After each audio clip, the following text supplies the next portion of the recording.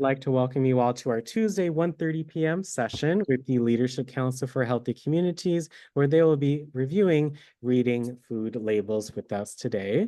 I'm going to read our disclaimer before we get started. The WildTech DC Senior iPad program, its owners and presenters offer technical assistance, virtual health well-being information designed for educational purposes only. You should not rely on the information, any applications, or topics made by WildTech, including but not limited to mobile device applications and any social media pages maintained by WildTech, its owners, or presenters as a substitute for professional medical advice, diagnosis, treatment, or legal advice. Thank you so much for letting me read the disclaimer.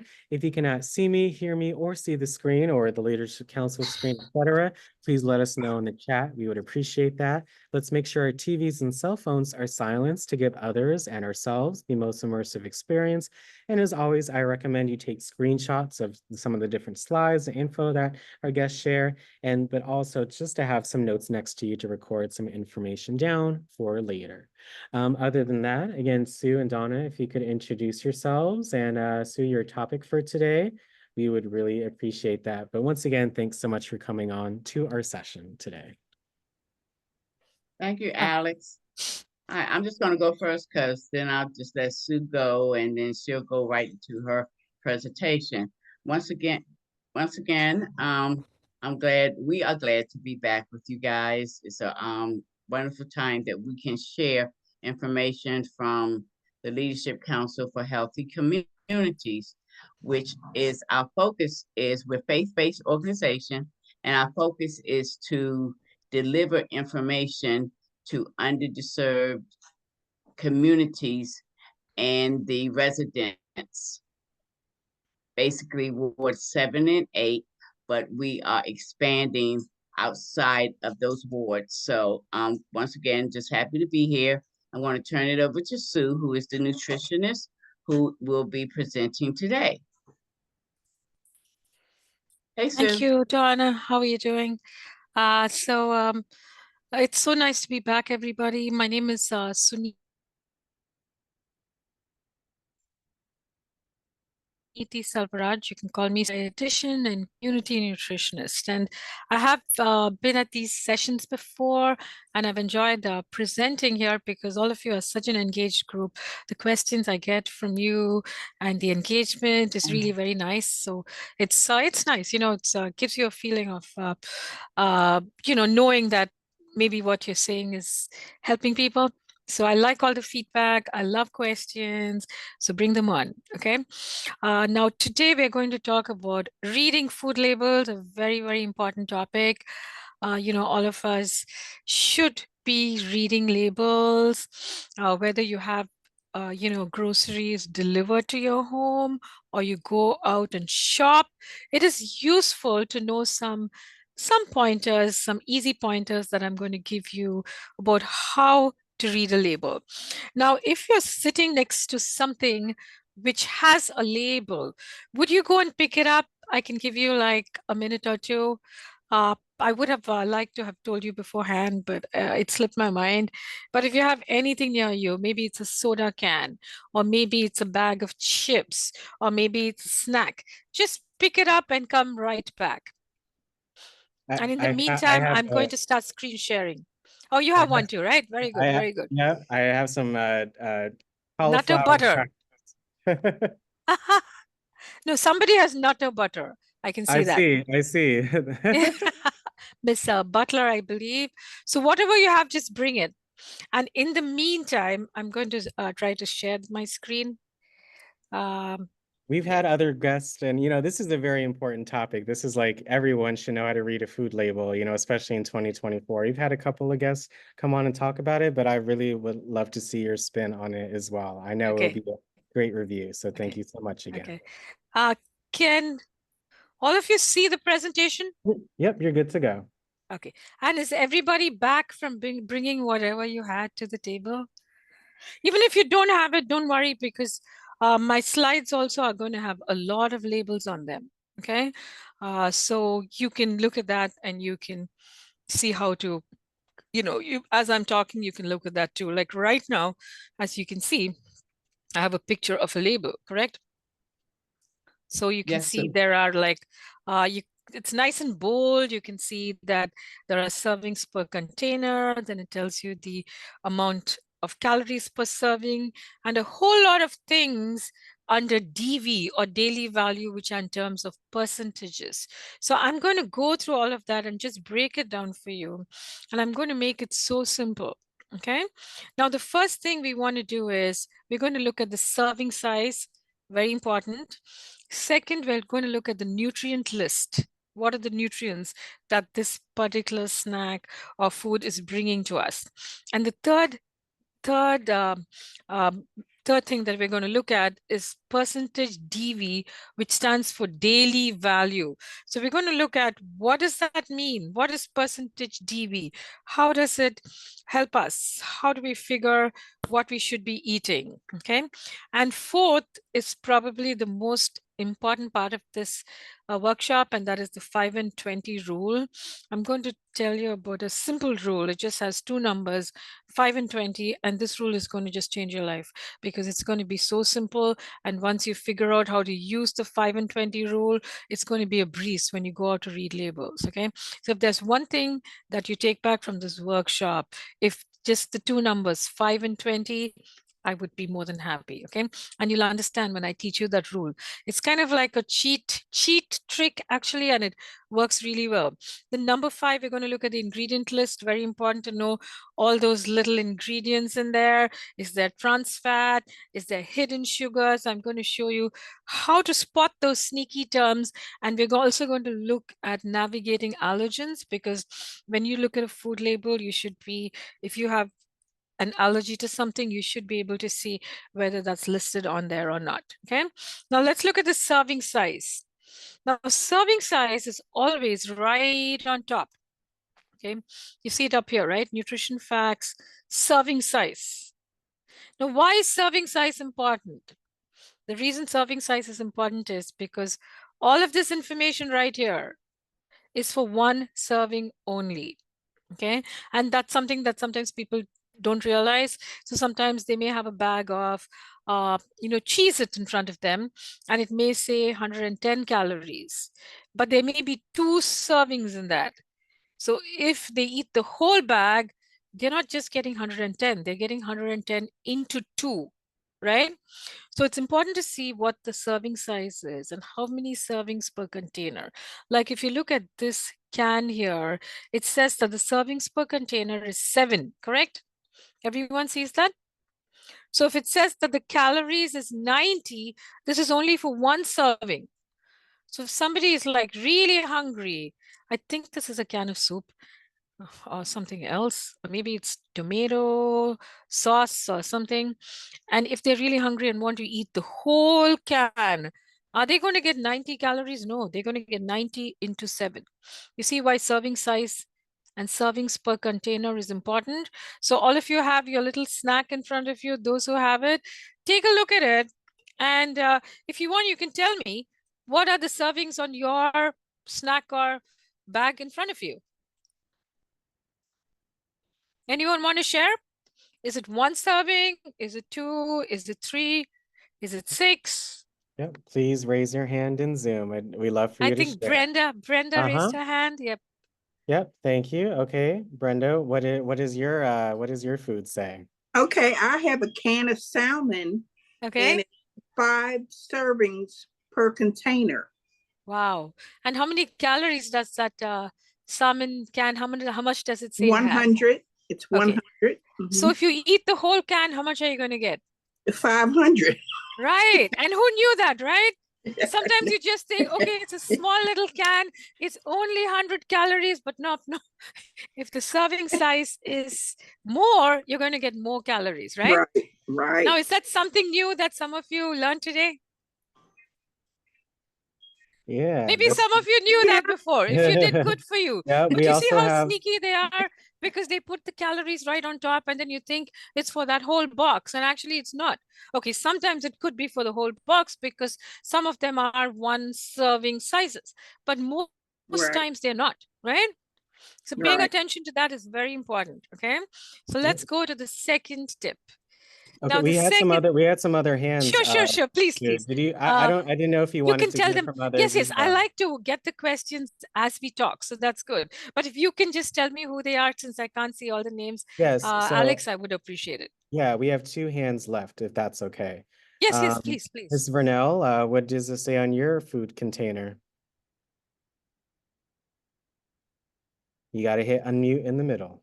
Yeah, Mm-hmm. it's a ginger ale, and it Okay. says serving size 1 can, and it's Okay. 130 calories. Okay, so that's pretty straightforward. 130 Okay. for that 1 can, right? But if you just add half the can, you can say you're getting half the calories. And I'm sure there are additional things on there which we can look at later, like sugar and everything, unless it's a sugar-free one. Now, somebody else had a hand up? Yep. Thank you, Ms. Vernell.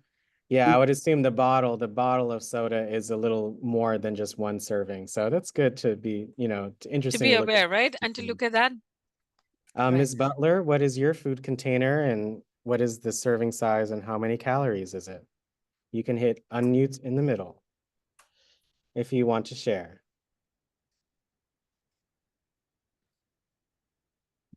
It's a There you peanut go. butter cookies.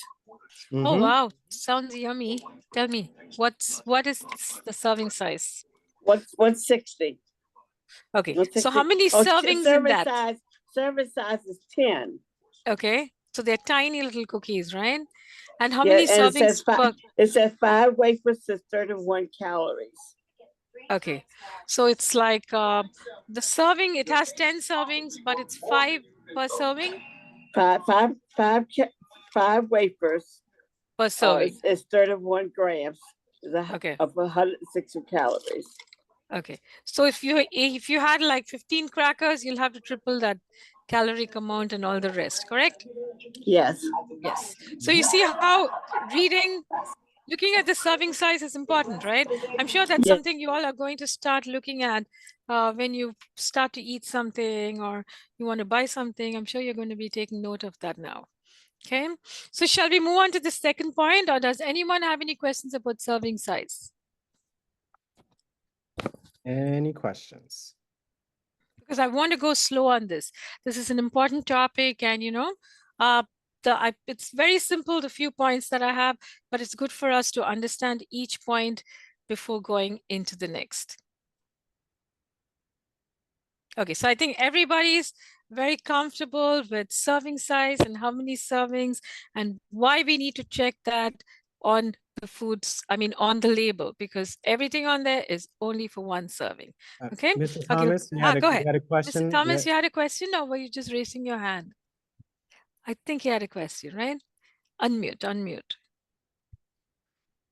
Good job. Good job. Tell us. Me? Yes, very well. I have a can of salmon. Okay. It says it has about, Okay. the word about, 5 Approximate. servings per can. Okay. And each serving is 1/3 cup. Okay. And it's 120 calories, I assume, per each cup. So we're talking 600 calories for just 1 that. can. Yes. Am I correct? Very good. You got it right there. And how much do you usually eat at one time? Do you eat half the can, or do you eat 1/3, 1/4, or the whole can? It depends on what dish I'm using. I usually use it in soup. Okay. So I cannot measure the exact amount, but that I you'll be did getting. notice the one word. It said about. Yes. And that it doesn't say exactly how much is in there. Very good catch. They're kind of being careful there. So they're saying approximately, correct? But Very we can much take the so. approximation. So if you use the whole can and make a little pot of soup, and it takes you about maybe 7 times to eat that soup, or you get 7 servings out of it, you could take the calories, the 600, and then you have to add it, but that gets a little complicated to the other things in there too. Like maybe you put carrots, maybe you put spinach, maybe you put celery, and you could divide all that by 7. But that's that's a whole lot of work. But if you just thought that, okay, I'm making soup and I'm going to have 2 cups of soup, you're probably getting 2, like if it was 100 calories, you're probably getting like, what is 7 divided by 120? Someone do the math. About 300 calories per Yeah. cup. Yes. So anyway, I'm glad that all of you were able to look at that. Now, shall I move on to the second point? Because I'm sure you're waiting to know what's next, right? Thank you Okay. for your So the questions second, and comments, everyone. Appreciate yes, it. thank you very much. Because when you ask a question, it helps everybody. It helps me also to know what it is that people need extra, you know, how I need to explain it better. And I'm sure there are other people in the group who also wanted to ask that same question. So never, ever feel shy or feel bad to ask a question or even to give any feedback, because any feedback or question is helpful to everyone else as well. Okay. Now, the second one is you check for nutrients. Okay, you look for nutrients such as vitamins, minerals, proteins, fats, carbohydrates, and fiber. So you look for that on the label. Now, there are 2 kinds of nutrients, macro and micro, okay? So macro are the big ones like carbohydrate, fat, and protein. Micro are the other ones like, you know, vitamins, minerals, iron, calcium, fiber, all of that. So macro is basically only through 3: carbohydrate, fat, protein, easy. Carbohydrates are the building blocks. I mean, they give you energy. Protein are the building blocks. And fats also, they give you energy and they're needed for brain function. And we all know the micronutrients like iron, calcium, fiber, vitamins, minerals. We know how important those are as well, correct? Now let's look at the first one and let's look at the calories. Now calories tell you how much is there in that food. Just simple, okay?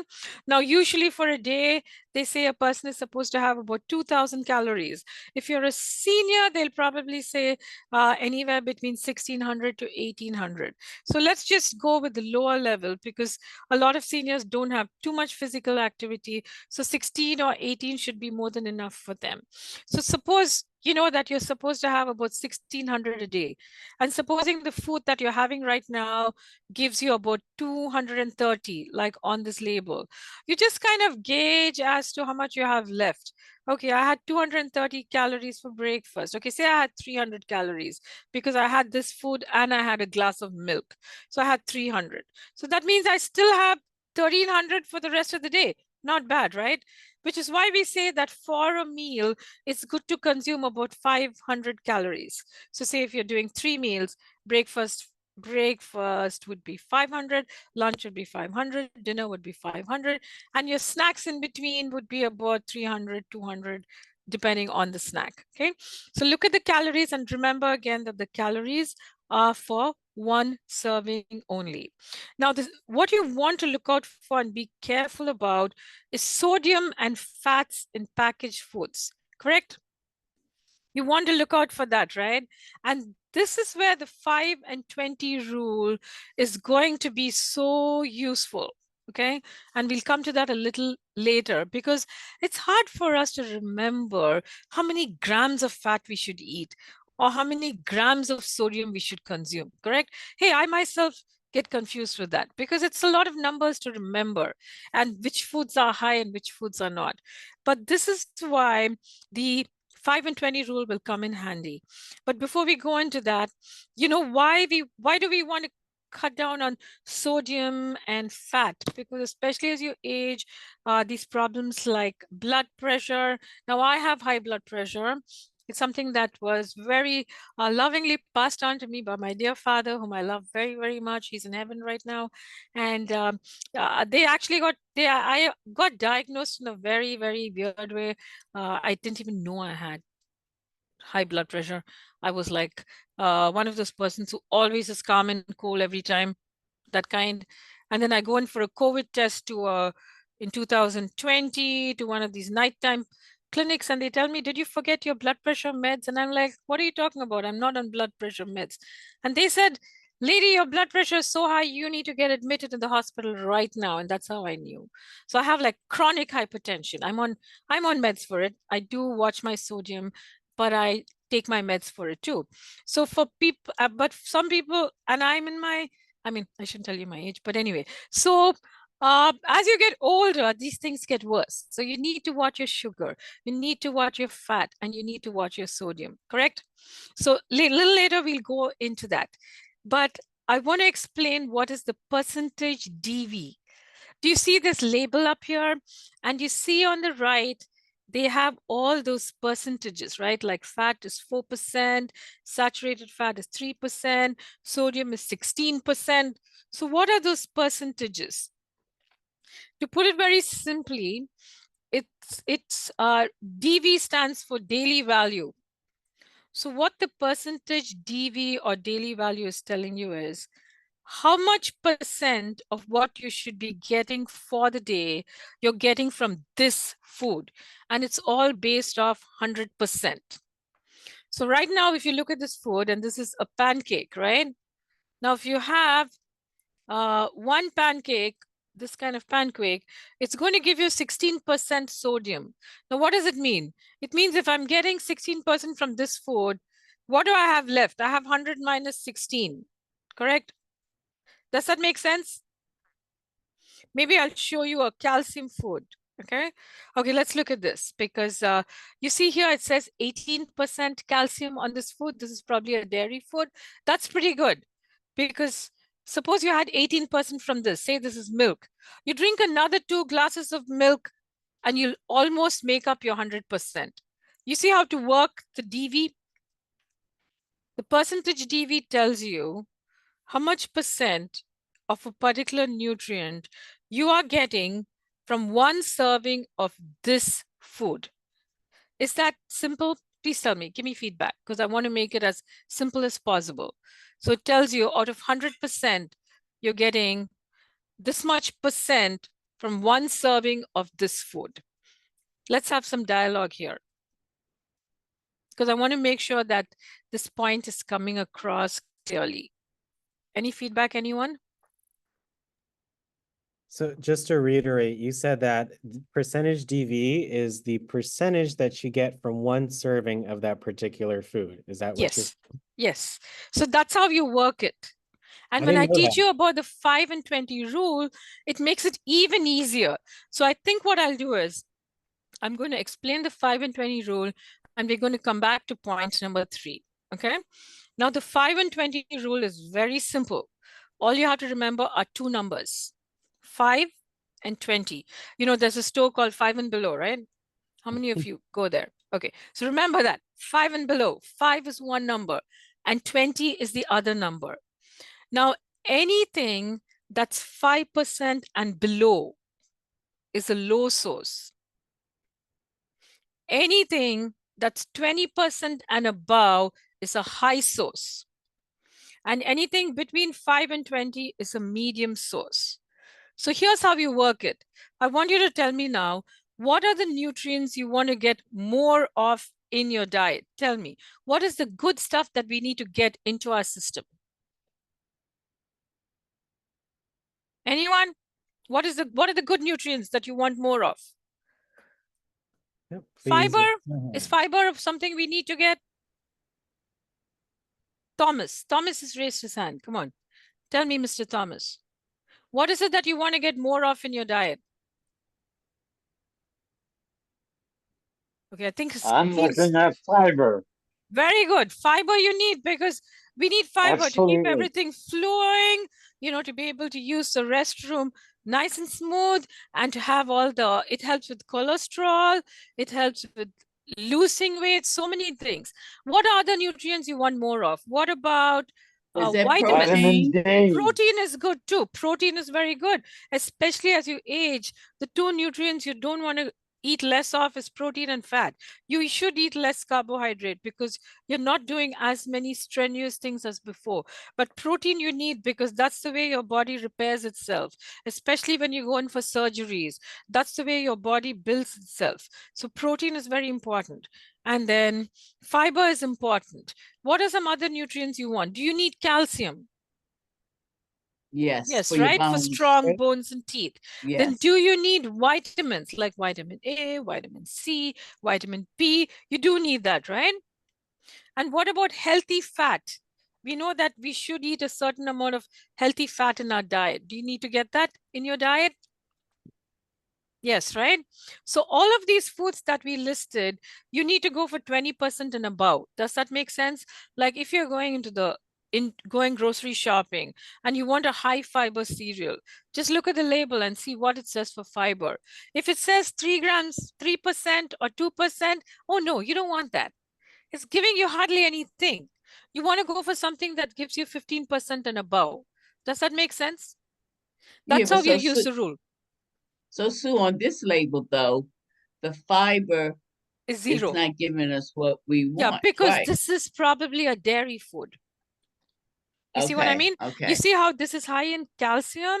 It's also high in pretty good in protein. So I'm guessing that this is probably some kind of a yogurt, or it's probably mac and cheese, something with dairy in it. Now you should also think, like, for example, dairy foods are not necessarily going to give you fiber. It's the cereals that are going to give you fiber, vegetables that are going to give you fiber. If you go and look for fiber in protein, in a protein food like meat, you won't find it. If you're trying to find fiber in eggs, unless you cook the eggs with a lot of vegetables, you're not going to find it. Does that make sense? Okay. This is just a general label. But for anything you want to get a lot of in your diet, go for 20%. And on the flip side, what are the nutrients you want to get less of in your diet? What do you need less of? Sodium is one, right? Yeah. Yes. Thomas raised his Saturated hand. fat. Saturated Okay, fat, very good. Miss Laverne, what do you say? Just so we can hear some different voices. Miss Laverne, the question was, what do you want less I of? was going right? to say fat. Very good.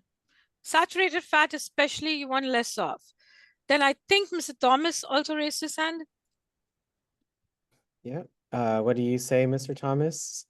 Sugar. Yeah, Yes, Brenda very said, good. Brenda said Especially that the in the added chat as sugar. well. Very good, The very added good. What sugar. else? What else? Any other thing you want to get less of? Cholesterol, correct? So for these, you want to go for 5 and below. Does that make sense?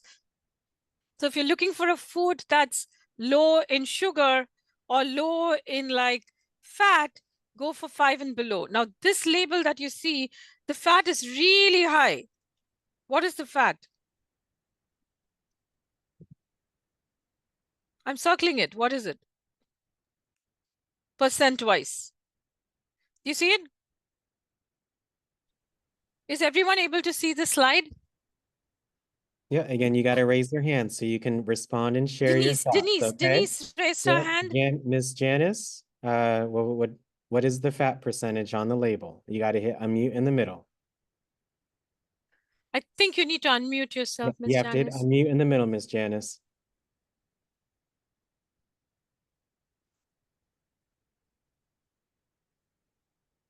It is 32%. So is 32% a low source and a high source? Very high. That's a high source. Very high because it's 'Cause way it's over above the 20. 20. It's over It's the way above 20. the 20. Very high. And look at the saturated fat, 38%. That's very high too, correct? And look at Yes. the sodium. What is the sodium? That's kind of in between. Because anything that's 5 and below is low, 20 and above is high, in between 5 and 20 is in between. So it does have a high amount of sodium, but not too high. Okay. Calcium. Now it's a very good source of calcium because it's 18, close to 20. Vitamins, it's not too great. But hey, but let's look at another label. Okay. But let's recap here. 5 and below is a low source, 20 and above is a high source, 10 to 15 is a medium source. So foods that you want to get less of in your diet, like cholesterol, saturated fat, you need to go 5 and below. Sodium. Foods that you want to get, nutrients that you want more of in your diet, like protein, fiber, calcium, vitamin D, you want to go for 20 and above. Okay. So what are they? Again, we just went over everything, but the slide is just helping us. Okay, now let's look at this. This is the same label, okay? So as the previous one, so you can see that 32, 38, those percentages are the same. So you want to limit those nutrients in this food because all of them are high. you want to get enough of the purple because the purple is pretty good, although the vitamin A and the C and the iron could be better. Okay, but you want to get in. Generally, you want to get good fiber, good vitamins, good calcium, good iron. So the 5 and 20 rule is just that, 5 and 20. Okay, just remember that anything 5 and below is a poor source, anything 20 and above is a high source. I'm trying to get to some more labels so you can see. Okay, let's look at this label. I don't want you to look at what's on the left side, but let's break down this label for us. Okay, how much is the cholesterol? It's 0%. Okay, sodium is very high, it's 19%. Okay, calories is not bad, but the fat is very low in this food. So I have a feeling that this is supposed to be a hydrolyzed. This is a form of beef, but not really beef. That's why it's fat. Okay, I'm trying to get to some more labels, but if not, let me go to the first one, and then I'll come back to all of this. Okay, Bisquick. Do you want to break this down?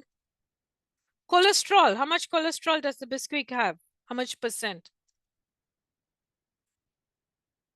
What does it say here? Again, please raise your hand if you would like to answer.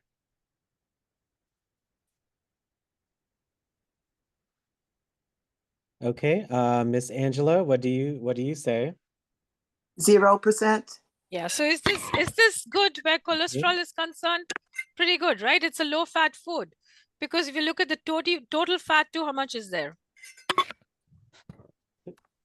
We'll take another hand. What was the question again, Sue? I said, look at the fat. How much fat is there percent-wise?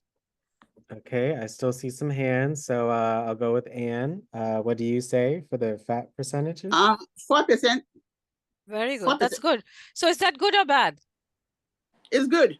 Very good. Now, what is bad in this label? Can someone tell me? Okay, that's a great question, Sue. Louise, what is bad about the label based on what The we learned so sodium. far?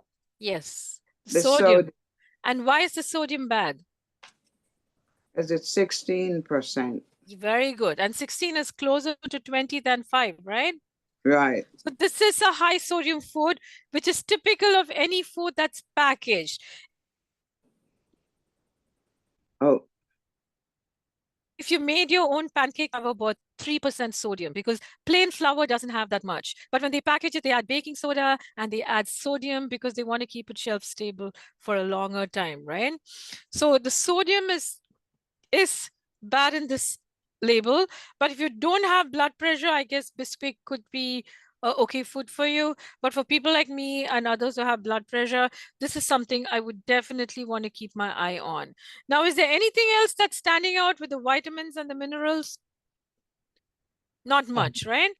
Really quick, one thing that I do notice, Sue, I think it's so important, Sure. especially with that sodium. Look how many Yes. servings are in that box. There's Yes, 28. 28 servings, and that's only Yes. each serving is about a third of a cup. So you can only Yes. imagine how much sodium is in that one package. So you really have to look at the Yes. servings and the percentages and see if it's truly a food that you want to eat. Eat, right? Because imagine if you ate like, I'm thinking serving size 1/3 will probably make about 2 pancakes. Okay.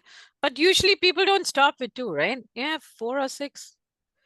So if you have 4 pancakes, you're going to get like 32% of your sodium just from the breakfast. That's quite high, right? Considering it isn't even like your main meal. I mean, you still have to have lunch, you still have to have dinner, correct? Yes. That's And you why asked looking at about the percent is important. Go ahead. Yep, you asked about the vitamins, right? Anything to Yep. notice about the vitamins? Mr. Hawkins, what do you see? Anything that stands out for the vitamins and minerals? No, I had a quick question. At the way we're talking, you're saying with the high blood pressure, the sodium. So if a person has high blood pressure, when they're looking at a label, is the first thing they look at is the sodium? I would do that. For me, that's what I do. Thank you. In my home, I'm the only one who has blood pressure. So it isn't too easy for me because my husband and daughters don't. So they don't see any need to restrict like the pickles on their burger or other foods. What I've done is, and if you want at some time, I can do a session just on how to reduce sodium in your diet, because I think that's important for everyone. So what I've started doing at home is there is a salt called sodium light, Lite. Okay, you get it online too. And that has 30% less sodium. 30% is still something. So I started cooking with that at home and nobody knows the difference. Like my husband and kids haven't even found out that I made the switch. I feel it's good for them to eat less sodium too. So, hey, what they don't know is not going to hurt them. But there are Yes, some it things is. you can do like that, because sometimes you do want the taste of salt. But if you use the sodium light, you're using the same amount of salt, but it gives you more potassium and less sodium. And there are other things I do personally, which I use a lot of herbs, so I don't miss the salt. So if you are a person who has blood pressure, yes, the first thing you look for on a label is sodium, and you also look at saturated fat, because blood pressure often leads to heart issues as well. Does that answer your question? Yes, it does. Thank you very Okay. kind. And if you have me at another time, I'm happy to do. I have a really good workshop on how to cut sodium on your diet and how to use practical tips. I even have a workshop which is actually really fun. I'm doing that at one housing complex tomorrow. What we do is we put out a whole lot of herbs on the table in little containers, herbs and spices, and we have spice jars. And we ask everybody to just go stir crazy and make their own Mrs. Dash. Okay, you can put in whatever you want, and we have a couple of like ready-made things from the internet. Like there's a dressing called Slap Your Mama. I don't know, it sounds a little disrespectful, but apparently it's a popular dressing. So I mean, it's a popular seasoning blend. So we have a sodium-free version of that, and then we have a sodium-free version of the mesquite. We have a sodium-free version of the what is that popular one that people use? Many kinds of seasonings. So I leave those recipe cards out. So some people follow that, but some people just like to put all kinds of things and shake it up. There's not a little bit of sodium in it, and they go home and they use that liberally. Now that's something we could do if we ever had like a session where you all were coming together. But those are things you can do at home. Make your own salt-free seasonings and keep them. And when you use them, you won't believe how much flavor it gives to the food. So you're not going to miss that sodium. You can do away with very little. Now I know that here, oh my gosh, it's 2:15. Okay, I need to like probably not talk about sodium because I still have things to share. But since sodium is one of the important things that we do want to avoid, that's good. But even if you learn this one rule, the 5 and 20 rule, I'm happy. And I think everyone kind of has grasped that concept, correct? How easy is it to go into a supermarket, look at a label, and just look, okay, I'm going to look for sodium. I need 5% and below. If this is anything above 5%, I'm going to drop it. I'm going to ditch it. Isn't it easy to do that? Or if you want fiber, you're going into the cereal aisle, and there's so many kinds of fibers there. But you just look at the ones which have at least 14, 15, 16, 17 and above, right? So that's why the 5 and 20 rule will help you, because it helps you focus on just those two numbers. And by doing that, you're able to like gauge what it is you need and whether that particular food is giving you what you need. So now I'm going to quickly go over maybe one or two more points. But first, I want to make sure that everybody understood the 5 and 20 rule, because that is really the meat of this presentation, the 5 and 20 rule. So please raise your hand if you want some more explanation on that. Denise. Denise, do you want to talk? Go ahead. Okay. Yeah, I just want to ask you a quick question. You say you use the light sodium salt. That's the one made by Morton's. Morton's? Yeah, Yes. because I used to use that. That's what I wanted to know. And Yes. what about that pink salt? You like that? The Himalayan salt is, it has the same amount of sodium. It's just a more natural salt. So a lot of people like to use it. It gives a subtle flavor. But where sodium content is there, it's not like it has anything less. It's just a purer form of salt. So a lot of people like that. And if we do go into a salt session, I'll explain to you why people shouldn't just use Himalayan salt. Because although it gives them the subtle flavor and the more naturalness, it doesn't give them iodine. And iodine is very important, a nutrient we need. So you should ideally have at least a little bit of iodized salt, which is the processed salt, and you can experiment with other culinary salts. But if you do not have any iodized salts, you get iodine deficiency, because unless you're living right near the sea, nobody has enough iodine in their bodies. Does that make sense? Yeah, because I've been using it, but it's hard to find it now. A lot of people using it. And so if you use it, but make sure you also do the regular iodized salt, because you need iodine too. That's the one from the one you use. Okay. Oh, the light one, right? That has iodine in it. So it's that's hard good. to Bottom's find. A light lot of has. people be buying it up.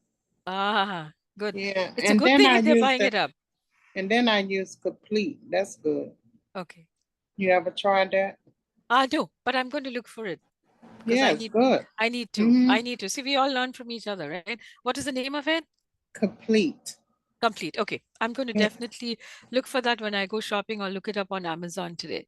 Now, another person raised their hand, I believe. I can see it says one other person. Elizabeth. Miss Elizabeth, you had a question about the 520 rule for Sue? You have to hit unmute. You have to, yes. You all have to unmute yourself so you can share, okay? You got to keep that in mind, you all. I've not heard of that 520 rule, so I wanted an explanation of it. Okay, so the 5 and 20 rule is very simple. Anything that's 5 and below, like the store, 5 and below is a poor source. Anything that's 20 and above is a high source. So then you think about what are the nutrients you want more of in your diet. You want more fiber, you want more protein, you want more vitamins, minerals, iron, calcium. So you go for 20 and above, or at least 15 and above. But the nutrients that you want less of in your diet, like sodium, added sugar, cholesterol, saturated fat, we don't want too much of that, right? You go for 5 and below. And if you're hypertensive like I am, and a few others are, you really, really want to go for 5 and below for foods that have sodium in them. Does that explain the 5 and 20 rule to you, Ms. Braxton? Yes, Okay. So shall I move forward, or shall we I have another 10 minutes? We could go into this, which is the ingredient list. It is important to look at the ingredient list. Do you see up here, I have like an ingredient list here. Now, if you notice, let me go into another one. Wait. Yeah, we still see your screen, Sue, so. Okay. I wanted to look for allergens, because allergens are important. Okay, I want you to look at this list. Do you see some of these are in bold? The ones that are in bold are the allergens, because there are 8 common allergens, okay? Look at this list and please name them for me.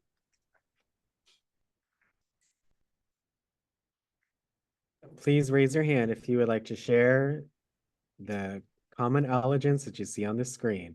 Thank you, Mr. Thomas. Let's see if we can find someone that hasn't answered yet. Thank you. Ms. Dolores, what do you see? Fish, wheat. Very good. Okay. Shrimp, milk, yes.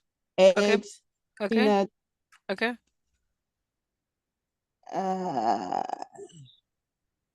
I don't know what this is. That's the soybean. Okay, that's the so instead of soy, they kind of put a soybean there, which is kind of tricky because who knows what soybean looks like, right? And then there's walnuts. Now there's a difference between walnuts and tree nuts. One grows on trees, the nuts grow on trees, whereas groundnuts or peanuts grow underground. So these are the 8 common allergens. So any of these will always be listed in bold in a label, which makes it easy for people to identify. So if you're allergic to any of these, the first thing you need to look at when you look at a label is you need to look at what's in bold. If you do not see it in bold, it doesn't have that. Is that easy? So go to the ingredient list and look for it. Okay, I'm allergic to eggs. Does this have eggs? So instead of going and asking the shop person or the person in charge, does it have eggs? You can do it. Just go and look at the label, look at the ingredient list. It should be listed in bold like it is in this. If it is not listed, it doesn't have it. Is that an easy rule to remember? They're usually either bold or they are in italics, you know, that where it comes out like slanted, but looks different from the rest of the font. It'll always be like that because that's a USDA rule. If you find something which has an allergen in it, but is not listed, you can go and report them and they can get into trouble. Okay, so is that something we can remember? That if you're allergic to something, just look at the ingredient list. Okay, now what are some other things you can look at on the ingredient list which are important? You want to look for things that are bad for you. Everybody knows that trans fat is very bad for you, correct? What is trans fat? Trans fat, they take a vegetable oil. First of all, the very word vegetable oil is very dubious because tell me, what vegetables have oils in them? Avocado is a fruit. What vegetables have oil in them? Tell me. Do you know of a vegetable which has oil? I would steer clear of anything I don't understand. So when they say corn oil, I'm like, how did they get the oil out of the corn? Okay, coconut oil, I can understand. It's from the coconut. Grapeseed oil from the grapeseed. Sunflower oil, it's from the sunflower seeds. Okay, safflower oil, it's from the safflower seeds, if there's one like that. Okay, sesame oil, sesame seeds, peanuts, peanut oil, butter from the cow. But what vegetable has oil? So I never use vegetable oils because I don't know what vegetable oils are made out of. So anyway, they take vegetable oils and they put hydrogen into it and they make it into a solid and they call it margarine, shortening, and those are very, very bad for health. Do you know why?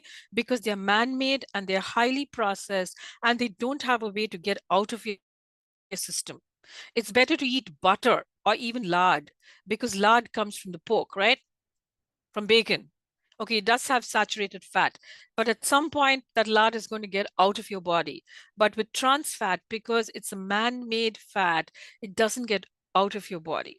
So when people have heart disease, it's probably a lot of trans fat that came and sat in there. And if you look on the labels, you will see items like hydrogenized, partially hydrogenated, trans fat. And those are the things you really, really need to avoid, okay? If you look at this, hydrolyzed, okay, hydrolyzed refers to a process where a compound is broken down by water into smaller molecules. These are usually easier to digest. So that's why they have that vegetable protein, okay? But when it comes to fat, hydrolyzed is very, very bad. It's called partially hydrogenated. It refers to a process in which hydrogen is added to unsaturated fats, converting them to a more solid form. And it's used in a lot of baked goods. Like if you look at this little, I don't even know what it is, but it looks delicious. Trans fat, it has 3 grams of trans fat, which is very bad. It also has 30 grams of added sugar, which again is pretty high.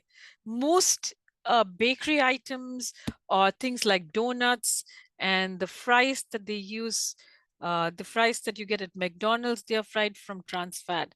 Do you know a little while back, they did a little study where they kept the French fries, you might have heard about this, they kept it out. And 3 weeks later, the fries were just the same. They were just a little cold. Now, can any food item be kept out for 3 days and still be okay? And this was 3 weeks. What happens when you make potatoes at home? After a little while, you have to refrigerate, right? If you keep it out, it's going to go bad, right? Because that's nature, that's natural. But they added something to these French fries. It's the trans fat that they fry them in, which makes them like last forever and ever for like 3 weeks. And all that is so unhealthy. So processed food, most processed foods have trans fat. So steer clear of that.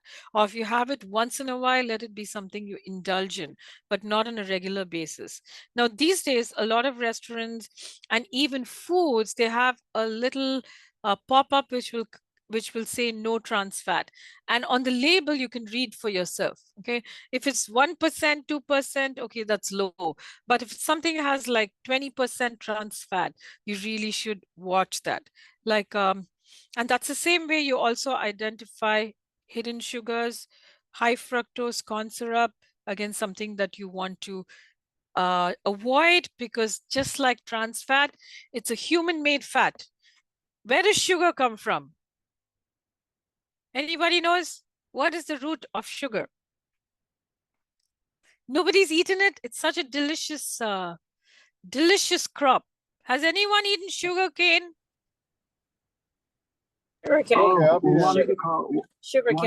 Sugarcane, it's one of the most delicious canes in the world. I've had it as a child. You know, we used to just bite it off and pull the outside part and chew the inside. That's pure sugar, but at least it's nature.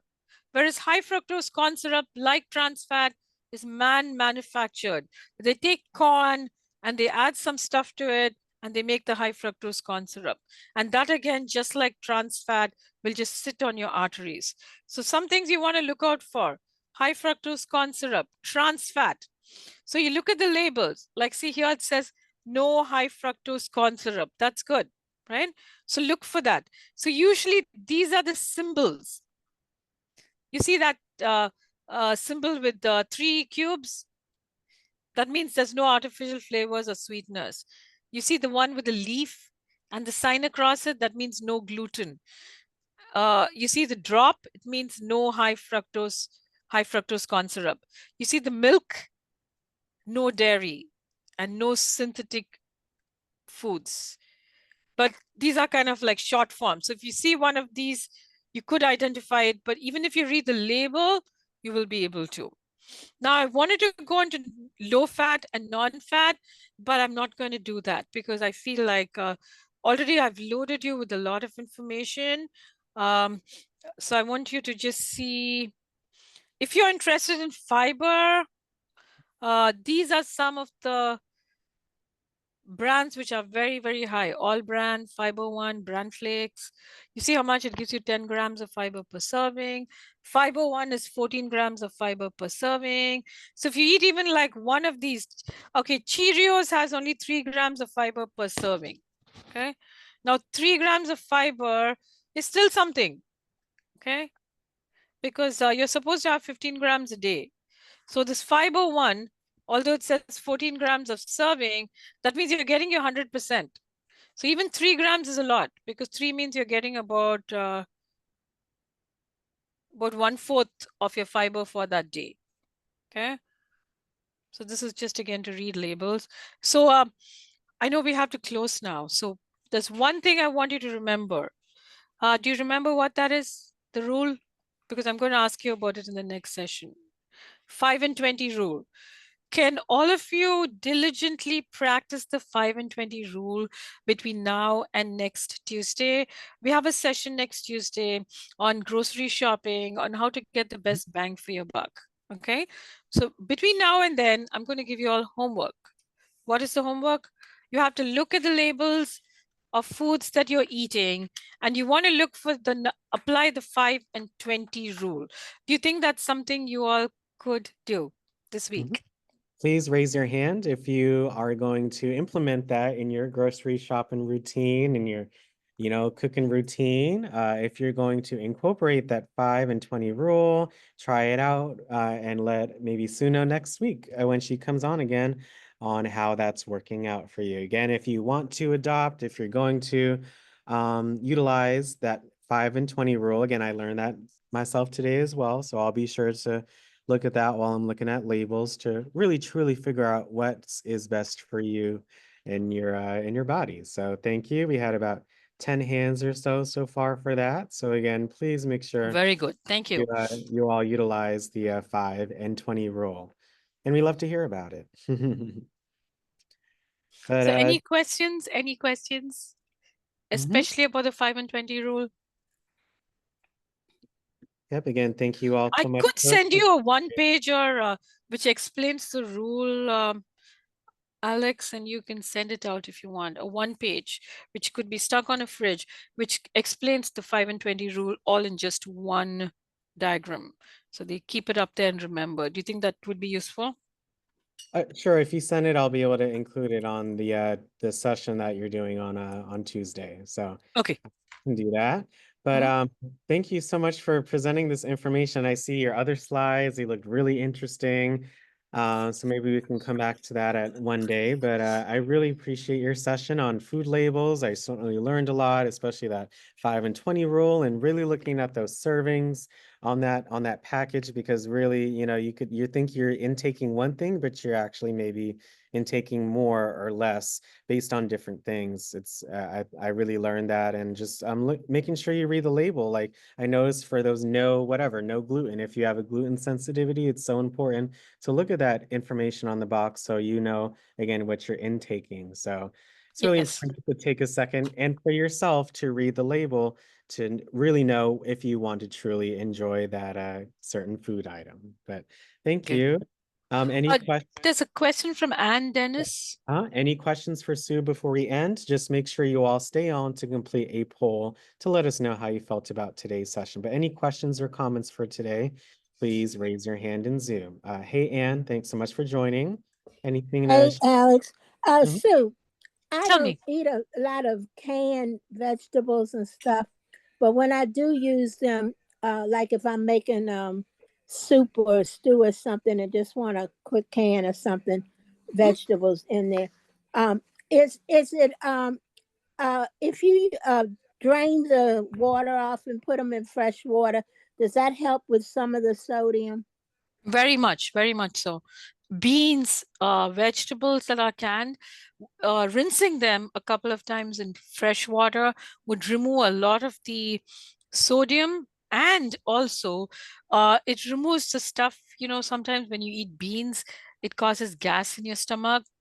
And that's because of a fermentation which takes place in your stomach. And a lot of that happens inside the can because it's been sitting in the can for some time. So when you rinse that stuff off, not only are you getting rid of sodium, you're also getting rid of 50% of that stuff which causes gas in your system. So whenever you use canned foods, don't just drain it. Drain it and just take the trouble to rinse it out in a little bit of cold water or warm water and then use it. So thank you so much for bringing that tip, because now that I've shared it, other people would know that that's a good thing to do too. So thank you so much. Well, thank you, because somebody told me, it said, "Why are you doing that? That's foolish. It's in a can." I said, because I don't like the taste of that stuff. Yes, And yes. after it stayed on there for a while, and then sometimes you get that tinny taste, from the Right. can. Yes, yes. Yeah. So I've been doing it for a long time, but my grandmother used to do it. Uh-huh. That's who taught me that trick. So, but and I was just wondering if it was a waste of time, but I found it that it makes the vegetable taste better. Yes. And you can put You your hit own you hit the little salt nail or on what. that. That's a Okay. very good practice. Thank you for sharing it. Thank you, Sue, for listening, and I loved your presentation. Thank you. Thank Looking you. forward Thank to you. the That next warms time. my heart. I'll be looking forward to you coming back and bringing us some more good trips. Okay, that sounds good. We both like each other. How about that? Have a great rest of your day, and thanks so much for You, sharing. Two more you too, Al. questions. I think there's 3 more questions. I'm Yes. happy to Well, take them because I don't have anything happening right now. But if some people have to leave, that's fine. But I'm happy to take questions as long as you want. So I think there are 3 more, right? yes, we'll take those 3 and then we'll have some time for our poll. Thank you so much for all of your questions. So just Okay. keep them in the mind. Mr. Edward, you had a comment or question for Sue? Yes, I would like for her to post that 520 Yes. slide she had, Yes. if possible. Mr. I Edward, this session will be Mhm. posted on our YouTube channel in a couple days, so I would try to check that out on our YouTube channel, okay? Okay, thank you. Mm-hmm. sounds good. Thank you, Mr. Edward. Someone asked in the chat, Sue, if you could add the 1-pager in today. Okay. Do you want me to do that? I can do that now. Yeah, if you can put in the chat, you can do so while we answer questions. Sure. Let's do that. Thank you. I think I should do a stop share. Yeah, I Yeah. helped Okay. stop for you. Okay. Let me open it up, and while I'm answering the question, I can do that. Unless Okay. some other stuff shows up, no, right? Yeah, Miss Laverne, you had a question or a comment for Sue?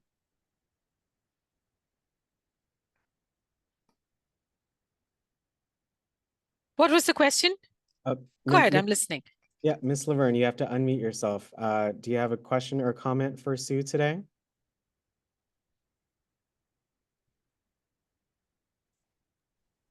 Okay, I'm unmuted. Mm-hmm. Okay, Miss Sue, unfortunately, I'm in a wheelchair and I'm unable to get to my stove to cook. And most of the time I buy foods that's already prepared in the stores. So how do we go about finding out what they use to prepare the prepared foods? Do you have somebody who shops for you? Myself. So you go into the store and shop? Besides getting mom's meals. Okay. When you go around, the lean cuisine is usually good. But with sodium, most packaged foods have sodium, but they're a little better and they have signs which say reduced sodium on them. There's also something else which I'm not sure you want to consider, but did you know that you would be eligible if you're homebound for mom's meals, which are delivered to your home? Yeah, I get those, but you don't like they those? only come and last for a week. So I have they don't give you a to month's do supply? something to last me the next week. Don't they give it to you for a whole month? No, it's twice a month. Oh, and each time you Every get 2 weeks. You get 14 packages or 7? 7. Oh, 7 is little. No, If you 10. 10, okay. It's So 10. they do expect you to do a few on your own, correct? Yes, ma'am. Okay. You could. I think if you do mom's meals, you can't. There's another program, and Alex, do you mind if I bring up this program, which is free for seniors?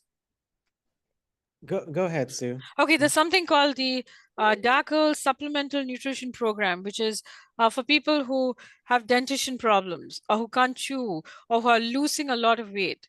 You just have to be assessed by a nutritionist, and I'm perfectly happy to do that for you. And you'll get 48 cans of Ensure. There's also a Boost. There's a nephro version and there's diabetic friendly one.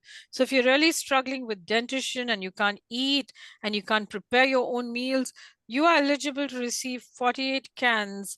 You should live in the district though, and have an assessment done by a nutritionist, and I can do that on you. It's just a phone call and it has to be put into 2 systems, and you would be eligible for 48 cans being delivered to your doorstep every single day. So that's something to keep in mind, because there are sometimes when maybe you're going through surgery or you're going through something where you can't eat or you're just losing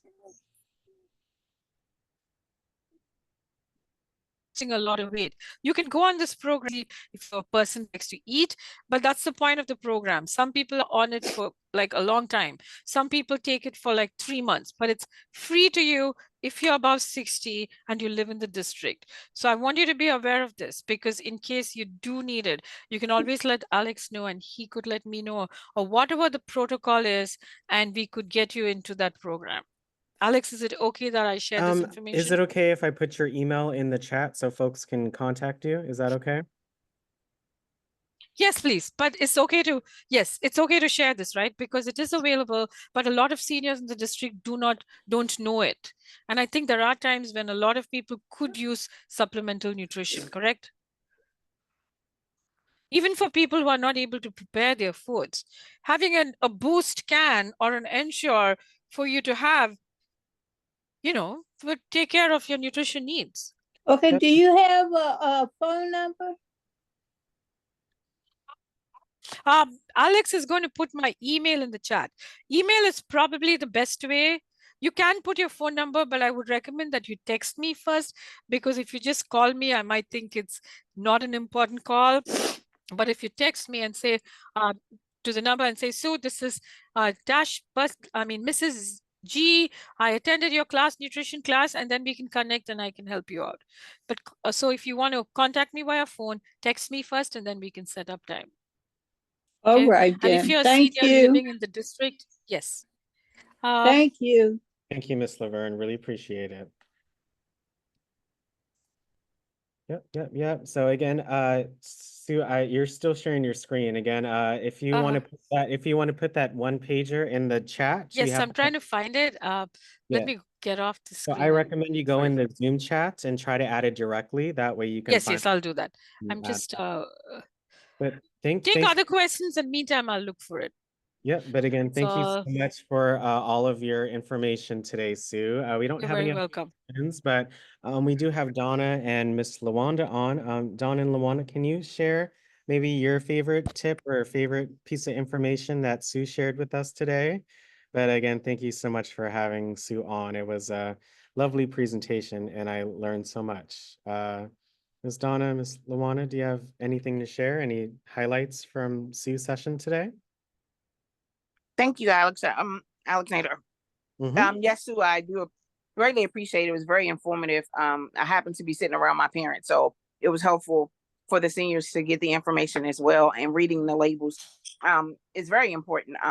So we'll be aware of what we're intaking. So great job, Sue.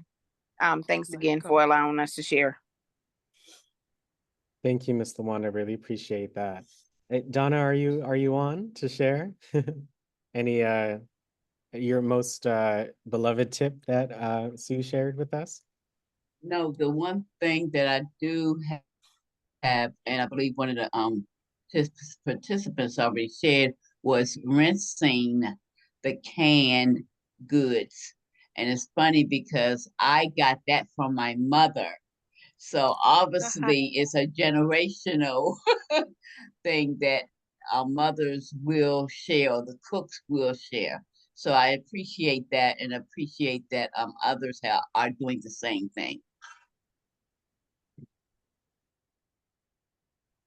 Thank you so much, Donna, for sharing. We really appreciate that. Yeah.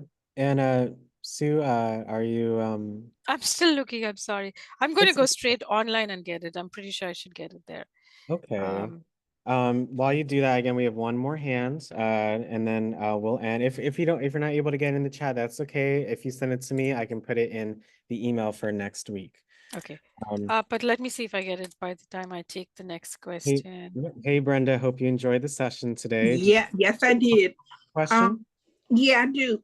Sue, now you said that margarine and vegetable oil are bad because they have the trans fat, and to use butter and you said lard?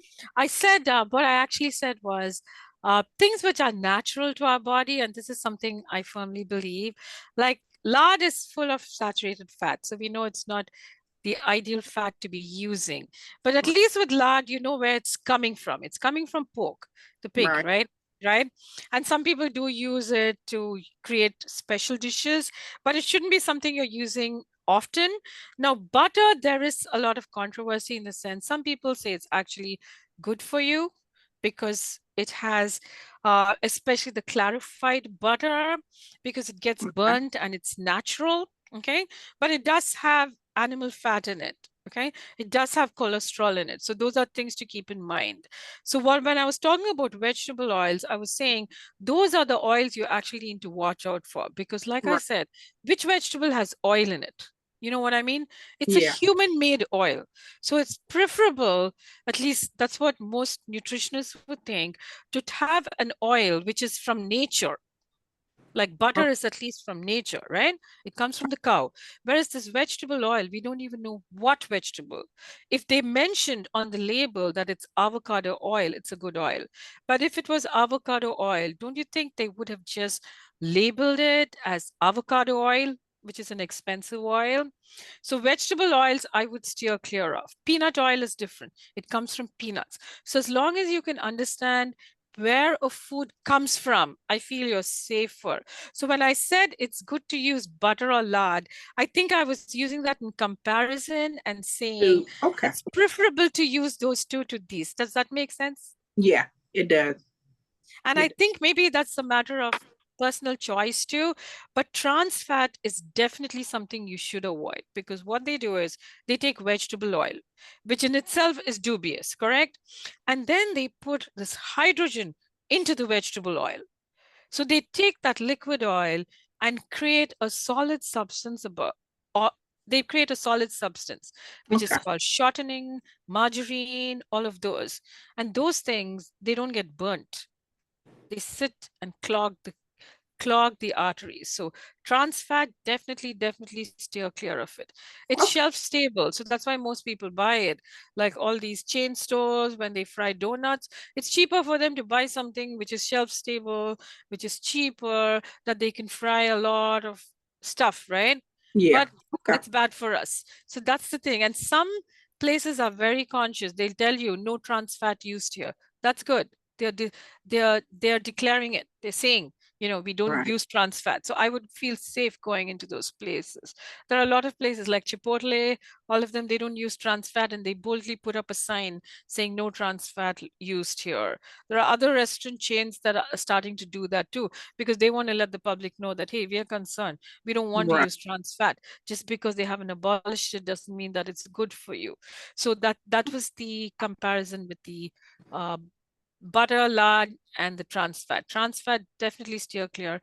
And vegetable oils too, I would watch and see what is in it. Okay. Great. Okay. Thank you. Thank you so much, Brenda, for your question. I know that was, again, helpful for others as well. So we are running out of time. So again, thank you so much to Sue, to Ms. LaWanda, Ms. Donna, and the whole LCHC team for sharing information today on reading food labels. Don't forget, they will be with us again next Tuesday for their next session, for their September session. So again, other than that, I hope you all enjoyed, learned something new, and don't forget to stay on to complete the poll. Other than that, thank you all so much for joining, and let's thank the LCHC team for a wonderful job. Thank you all so much, and have a great rest of your day. Thank I you. just have one question before we leave. Thank you Thank so you, much. Sue. Thank Can I ask one question before we Thank leave? you. Thank you very much. Thank you. Looking forward to next Tuesday. Thank you. I Thank actually you so found it much.